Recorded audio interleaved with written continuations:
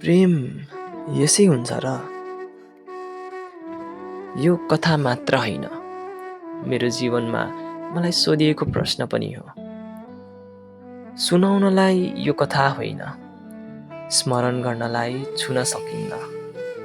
तर आज यो भावना मेरो मनबाट नै लेख्न जाँदैछु।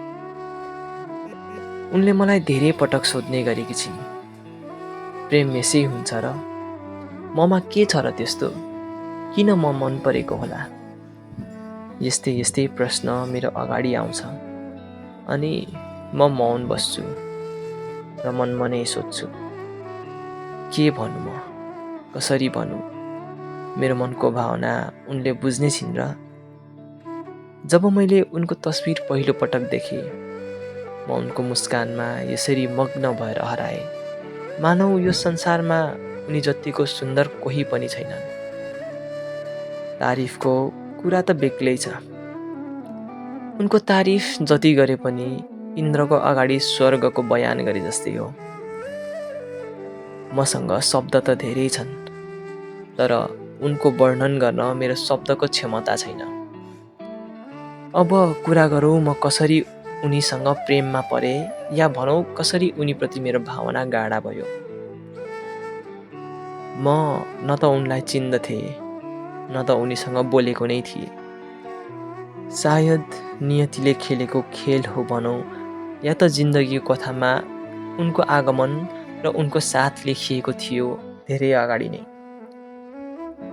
म प्रेम गर्न जान्दिनँ, त्यसैले होला जब उनलाई देखेँ अनि उनको आवाज सुने, म उनको प्रेममा परेँ।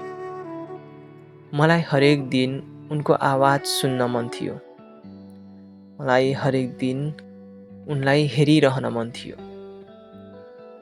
उनको रूप र उनको आवाज भन्दा पनि उनको व्यवहारमा मेरो मन यसरी फस्यो कि मलाई यो प्रेमबाट बाहिर निस्कन त के, मलाई यही प्रेममा बसेर उनको साथ हुन मन लाग्यो। मेरो विचारमा प्रेम यसै त हुँदैन। प्रेम हुन केही गहिरो प्रभाव पर्नुपर्ने हुन्छ। तर फेरि वास्तवमा प्रेम हुन पर्ने यसै हो। जब प्रेममा परिन्छ तब समय रोकिएको महसुस हुन्छ अनि त्यही एक व्यक्ति मात्र खास लाग्ने गर्छ। जब म उनलाई माया गर्न थालेको थिएँ, लाग्दैन थियो कि म उनीप्रति यस्तो गहिरो प्रेममा पर्छु। तर फेरि उनको स्वभावले मलाई यसरी आफ्नो बनाए कि अब उनी नभए त मेरो जीवनको सार नै खतम हुन्छ जै लाग्यो।